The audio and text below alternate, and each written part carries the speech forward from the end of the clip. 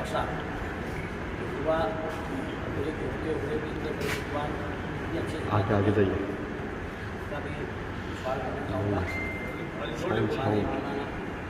साहब, हमारे आई साहब और यहाँ पे जितने भी लोग बैठे हैं इस विजयादशमी शुभ अवसर पर आप सबका मंगल में शुभकामना व्यक्त करें।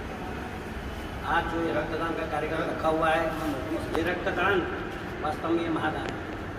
ये रक्त जो है इस केवल मुसलमानों को जाना चाहिए, ऐसा कहीं नहीं लिखा है। ये रक्त हमारे हिंदू भी लगाएंगे, हमारे मुसलमान भी लगाएंगे, हमारे क्रिश्चियन भी लगाएंगे, जिसको चाहिए उसको मिलेगा ये रक्त।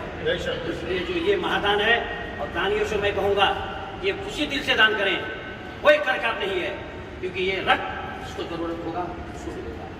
ये जो आप लोगों ने बहुत अच्छा प्रोग्राम किया, मेरा आज नवरात्र चल रहा है, बीजेपी के लेकिन जब हमने सुना कि कुमार साहब आए हुए हैं, हमारे माननीय जी साहब ने कहा तो और सब काम छोड़ करके हम दौड़ते हुए यहाँ आए, लेकिन बहुत अच्छा लगा मुझे।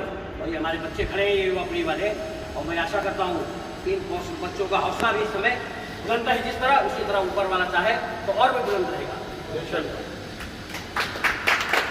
बहुत बहुत शुक्रिया महाराज साहब।